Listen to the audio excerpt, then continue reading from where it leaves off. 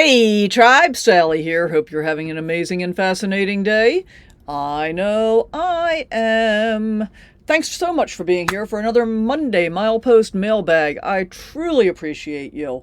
Make sure you stay all the way to the end to get all the Meetup updates for this coming Friday. And before we get into today's mailbag, I want to share a couple of quick things. First of all, it's important to know that paid Patreon members get early access to certain videos, and today's mailbag is a great example. I usually record these in the morning, but by the public release isn't until later in the evening. So Patreon members often get to watch earlier in the day, and that's one of the ways I say thank you for supporting the channel. And second, stay tuned over the next couple of weeks, because there are some big changes coming to YouTube memberships. I'm not rolling everything out just yet, but I want to give you a heads up that Patreon is really going to become the go-to place for our tribe moving forward. And the reason's pretty simple. Patreon lets me give clearer perks and more of them. It has a better alignment with how people actually engage here in our tribe, and it's got more intentional community layers. And a fewer things that feel complicated or gimmicky in the way that they come across to me on YouTube. So maybe most importantly, Patreon lets me offer perks to free members in a way that YouTube just doesn't. So things like the chia seed jam recipe card, or sharing intentions with the tribe without having everything exposed to the general public, the way free content on YouTube always is.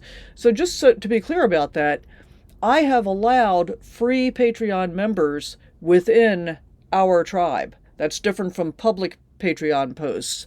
But these are posts that are available for free. You don't have to pay anything. And that balance really matters to me. So we'll have some more details soon. I just wanted to plant that seed. And we got a lot to cover in this week's mailbag right after we roll the intro. Wake up with the sun in our eyes. Sally forth, no need for goodbyes. Journey calls, let's roll the dice. Every mile a new surprise. And we're back. Welcome back to Monday Milepost Mailbag, episode 24. I love seeing all your comments, so please keep them coming. Before we jump in, I want to say this out loud. I read and respond to every comment, even if sometimes it takes longer than either of us would like. And in this case, I'm speaking directly to you, Angela. I saw one of your recent comments a bit later than usual, and I just want you to know that timing never equals importance. I love them all, from everyone, and I will always respond personally as quickly as I can, for as long as I can. I suppose there is a point at which this channel could grow big enough that I may not be able to do that eventually, but for now I can, and I do. As a reminder, only a portion of the week's comments get read online, so it might be worth your time to scroll back through comments on the videos you're most interested in. It's a great way to pick up extra info from other folks that are watching and commenting too. All right, now let's jump into this week's comments. And we had a lot of talk around bread makers this week. Bread maker power consumption test from kneading to baked loaf is the video we're going to be talking about first. Dorothy Brumlow wrote, "The view you used for the first part works fine. Loved the sounds of cutting bread." Dorothy, thank you. That feedback really helps. I experimented with a wider whole house view for this video because there's not a whole lot to see when I'm actually making the bread, which is part of what I love about it, truthfully.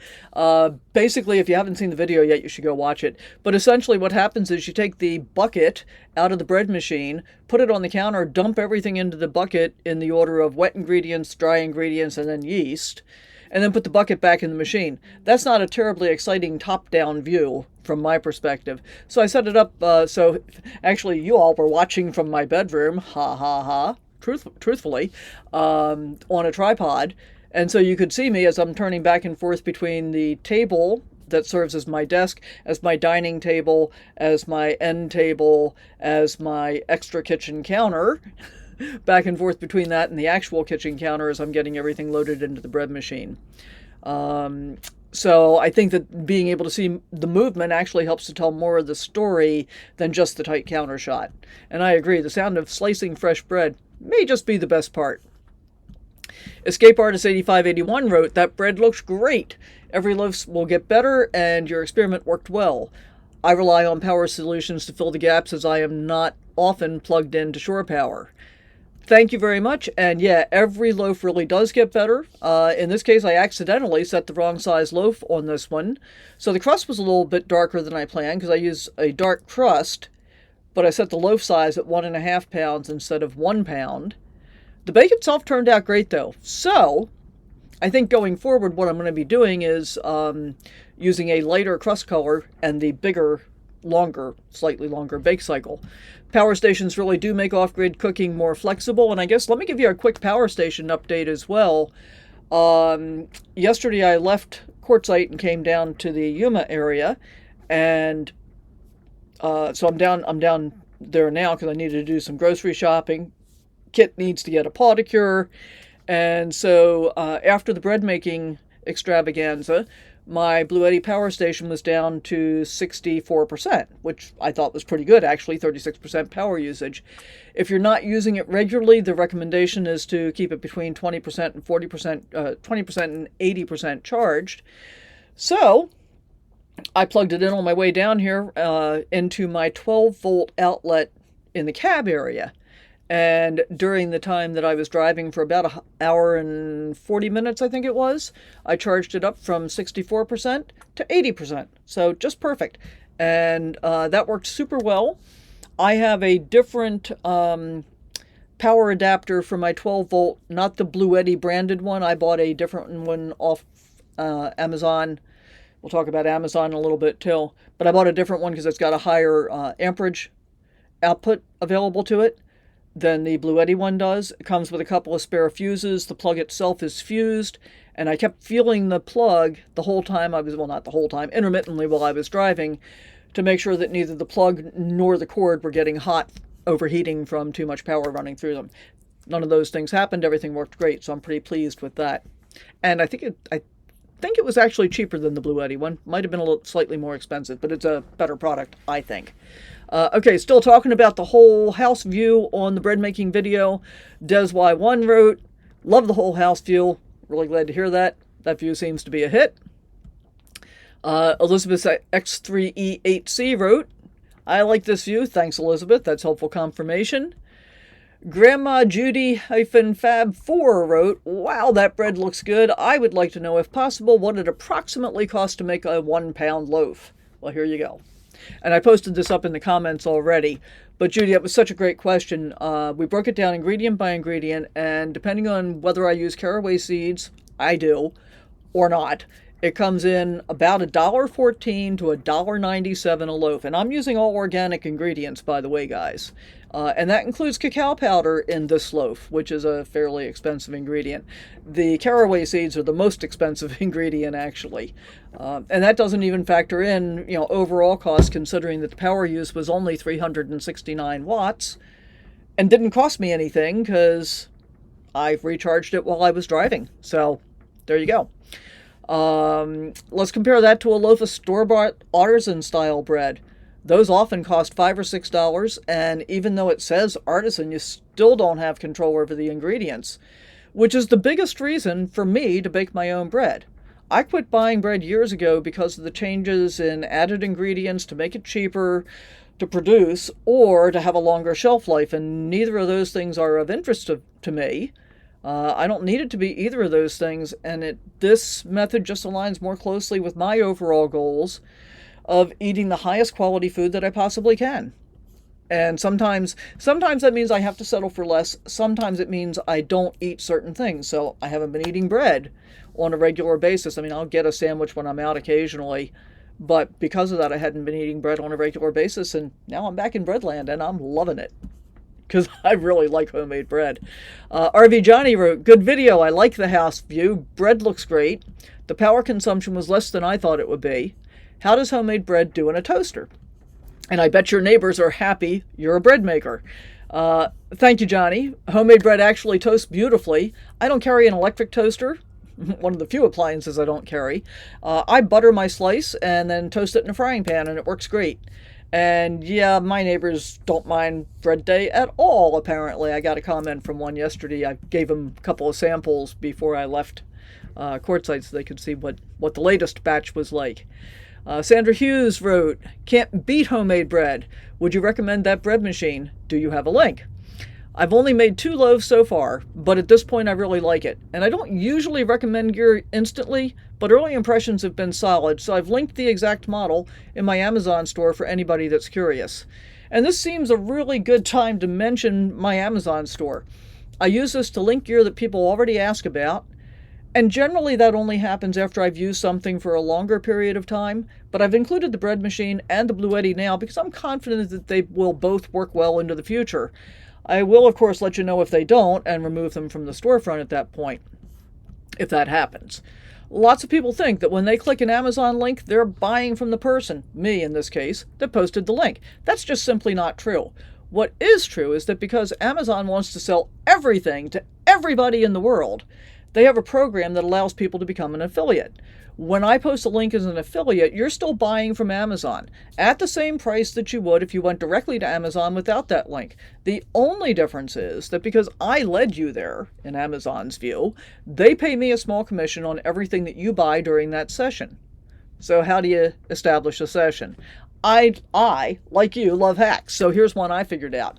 If you shop on Amazon as usual, just add whatever you want to your cart, then close the Amazon app if you're doing it on your phone, or go to a new browser window tab if you're doing it on a computer, and then click on my link to get back into Amazon before you check out. So you'll click on my link, you might have to sign back in, and that's fine.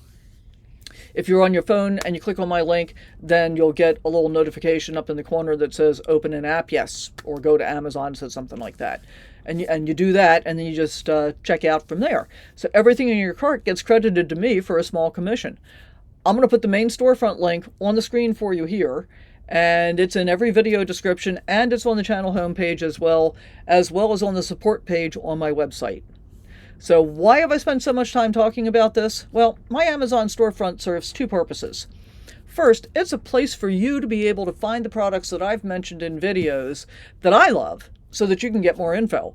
And secondly, it's a way for those of you who have expressed an interest in supporting me further and helping our tribe grow to be able to do so at no expense to yourself.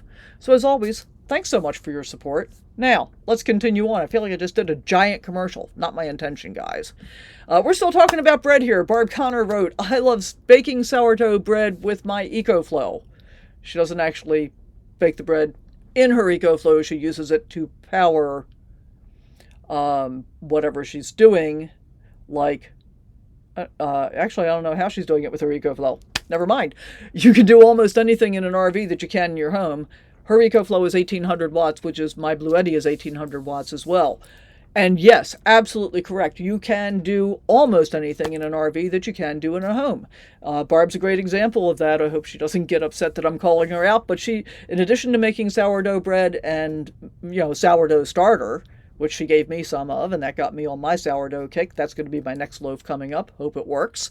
Barb does sprouts. She makes kefir or kefir, depending on which way you like to pronounce it. She makes yogurt. She does all kinds of things like that. I do a lot of fermenting as well. And I do basically everything that I could do in my big sticks and bricks kitchen, sometimes on a smaller scale, sometimes not. And I'm going to say, first of all, Barb actually inspired the whole bread experiment for me. When she started doing the sourdough completely manually, the starter, the timing, all of it, I just chose the technology-assisted version. We both have same goals with that, just taking a different path. And I'm going to call myself out on one of the things that I did, and I'm going to say very clearly, don't do this. It's not a good idea. But I made applesauce 2 months ago. Didn't realize it last night. And I got the jar out of the refrigerator and I scooped out the rest of the applesauce into a bowl.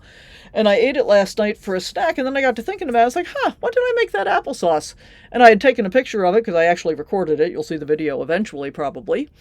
And I went back and I checked the date on the picture and it was November 9th. I made applesauce on November 9th. Now, I did not get sick. Yay for me. Coulda. Typically, the recommendation is if you're making homemade applesauce, mine is completely sugar-free, but with added fresh ground ginger and added ground cinnamon, both of which are antimicrobial, so it actually helps to last it a bit longer in addition to tasting really good. And I use a vacuum jar sealer device, which sucks most of the air out of it. It's not a substitute for canning by any stretch of the imagination. But I did all of those things when I made the applesauce, and then every time I opened it and got some out, I vacuum sealed the jar again. I was shocked to realize that it had been 2 months. And I was actually a little bit nervous about that last night. Kind of sitting there watching TV and thinking, I wonder when I'm going to start feeling bad. But that was, 8:30 last night. And as I'm recording this, it's 10:45 this morning. I think I'm fine. I feel like I'm fine. Don't do that, though, okay? Don't wait 2 months to eat your homemade applesauce. I don't recommend it.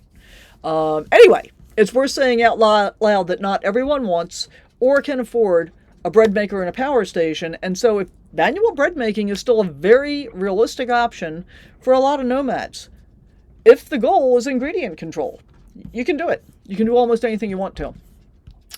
Crafty Traveler says, yummy bread. What are you storing your bread in? I'll be doing a video on how to make linen bread bags for ours. I'll send you one. So I showed my storage method at the end of the video, which is parchment paper that's wrapped around the bread, and then I pop that into a Ziploc bag. But a linen bread bag sounds lovely, so thanks for the offer. Grandma Judy Fab 4 replied to one of the earlier comments in there.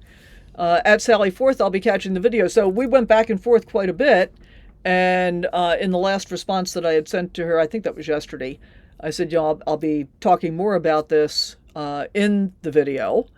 And I got to say, that made me smile, Judy. I think that the mailbag will help you decide whether a bread maker fits your lifestyle. And there's no rush, because fresh bread has a way of convincing people all on its own. All right, I published a short yesterday morning called Random Things We Find in the Desert. And it was short. I think it was either 30, I think it was 36 seconds. But it got several comments, and I'm going to share those with you. In this short, I was out walking Kit through a wash, and we just happened to come across a pile of rusty cans. And that's what I recorded, and that's what I published, and it's got over 1,000 views. Woohoo! Wind Gypsy 65 wrote, love it. Thank you for that. Escape Artist 8581 wrote, my first time in the area. I walked in a wash just this morning. I'm excited for the meetup. That is awesome, Escape Artist. Welcome to the area. Walking washes really does change how you see the land. And I'm glad you're excited for the meetup. I'm excited for the meetup. I would recommend staying out of the washes during dawn and dusk. They are favorites of the coyotes too. And I've said it a bunch of times before, but I'll say it again. Park at least some distance away from washes to make sure that you avoid the potential for flash floods and to avoid having the critters that live in the washes, I'm thinking pack rats primarily, decide that your home looks like a better place to live. So there's that. Southwest Roots wrote, and I don't recognize this handle, so I think he or she might be new to the channel, and if so, welcome. Appreciate having you here. Says, I was going to comment how silly it is, then I rethink. So many people have never, ever been here. It's cool when you find them from the old-timer prospecting days, too. We're talking about the rusty cans here. Exactly. Things that feel ordinary to locals can feel magical to first-timers. And those old prospecting remnants really do tell stories if you slow down. And so that's why I try and point out some of the stuff that I see that maybe at a faster pace might not have seen. Frank Edgar, sorry. I don't have my glasses on. I'm trying to read on screen. Wrote, I was sitting here watching it and wishing I lived somewhere where you can drive out of the city and just go out into the land. Then my next thought was to have somebody go to downtown Dallas or Fort Worth for the first time ever. And I love the perspective flip, because access shapes experience in both directions. For me personally, I've lived in cities. I lived in LA. I lived right on the Beverly Hills border for a while. I lived in Long Beach, just south of LA. I lived in Tehachapi, which was very, very rural. In fact, when I first moved to Long Beach, California, from upstate New York in a very rural area, a small town, it took me 6 months to figure out why I hated living in Long Beach so much. And what I finally discovered was there were way too many people and not enough cows. Because if there had been more cows, that would have solved all the problems. More cows would have meant fewer people, less congestion, less traffic, less crime, less of all of the stuff that was making me feel uncomfortable. And so I love being in the middle of nowhere. I really dislike being in cities. I try to avoid it to the greatest extent possible. But I've had the experience of both, and I've had the opportunity to find out what really works for me. And I think everyone should have the opportunity to find out what works for them. Next up, we've got the video of Geographical Extreme and a royal dress in Rugby, North Dakota. Kentucky Lucky 5762 wrote, I enjoyed it. That was a really good general store. Thank you. I'm glad you did enjoy it. And the general store in the Pioneer Village Museum really was a gem. Barb Connor wrote, and Barb was with me on this, we were still traveling together at this point. The museum was a surprise. I wasn't expecting it to be so well done. Same here. It really did exceed our expectations. There was a lot to see there. Texas Lady wrote, Hi Sally, good to see the video. I'm trying to catch up. Thank you. I really appreciate that. And no pressure at all. These videos will wait patiently for you whenever you get to them. Kentucky Lady said, You're an A++ personality. Are you an Aries too? Guilty as charged. And yes, I am an Aries. And I guess some of that still shows despite my efforts to tone it down a little bit, which probably doesn't really work as well as I would like it to. She also said, my mom was too an Aries. She hated an A++. She hated chores, but she got them done early and quick so she could enjoy the rest of her day. That sounds exactly like an Aries move. Get it done early and then apply the rest. Then enjoy the rest of the day. And that's kind of what I'm doing today too. As soon as I get this video rendered and uploaded, I'm actually with Barb again down here near Yuma. We're taking off, going into town. We're going to do a little exploring. We're going to get Kit's paw to cure, have a little bit of fun, and then come back out to camp before it gets dark. From the video, mounting and dismounting an E-trike. My real technique, no drama here. Elizabeth wrote, Sally, thank you so much for this informative video. It will definitely help a lot of us in the tribe. And hello, sweet Kit. You're very welcome. And Kit says hello right back. You know what? We haven't seen Kit yet. Kit, can you come say hello to the people? Come here, come here, come here. Can you say hello to the people? You're so sweet. I just woke him up. I did, didn't I? I woke you up. Yeah, yeah. You're so cute. Okay, so Kit says hello right back. And this is one of those cases where the video can be worth 1,000 words easily. Because you can explain to somebody how to mount and dismount, but especially if they've got concerns about it until you actually see it, it may still be a concern. JMKC740 wrote, that's Josh. Hi, Sally and Kit. Nice little outing to the dumpster. Yeah, Josh, sometimes even a short outing makes a great day better, and I'm glad you enjoyed it. Sandra Hughes wrote, Kit really seems to enjoy riding on the trike. So cute. He really does. Once he decided it was safe, he was all in. We're still working on having him wear the goggles to protect his eyes while we're riding, though. He's not quite up to that yet, but I'm hoping we're going to get there. G-Money Is It wrote, does your trike seat swivel to the left and right? Great question, Dorian. No, it's not designed to swivel side to side, but when I first set up my trike, I didn't have the quick release quite tight enough, and that allowed movement side to side. I don't recommend that for riding safely, so maybe recheck and make sure that the seat is tightened to the correct dimension or level, whatever. You know what I mean. Lisa Roth wrote, well done. I'm not a fan of crossing at that point. She's talking about US 95. It's a good call out because awareness really matters there. The speed limit is 55 miles an hour in that section, but people often drive much, much faster. All right, we have reached that time. It is time for our airmail shout out this week. And this week, it goes to @GrandmaJudy-Fab4 for asking a thoughtful question, following up, leaning into the conversation. That kind of curiosity is exactly what makes this fun. For me, and hopefully for you guys as well. And an honorable mention this week to @KentuckyLucky5762. Your thoughtful comments have been noticed, and I really appreciate the conversational energy that you bring. All right, finally, meetup reminders. So I got a couple of quick reminders for you. First of all, looking forward to seeing y'all. Bring a chair, bring any drinks or snacks that you want, and pack it in, pack it out. There's no garbage cans or anything else there. Don't leave your trash for me to pick up, please. One really important reminder, please don't approach other people's dogs. Starting with Kit. Even friendly dogs can be working, they can be reactive, or they can be stressed in group environments. And a reactive dog can still be a legitimate service dog, and not all service dogs look or behave the way people expect. I'll be doing a service dog video soon to clear up some of the common misconceptions and share how people can interact more respectfully and more safely for both themselves and the dog. So, whether you're joining us in person or from afar for the meetup, you're part of this. Joining us from afar means that you're going to be watching after replays because I can't live stream it. I thought about that. Thought about trying it, can't do it. So that's it for this week's mailbag. Thank you all, truly. I love every single comment from everyone. Keep them coming, and I'll see you on the road with Kit. Bye for now. Wake up with the sun in our eyes. Sally forth, no need for goodbyes.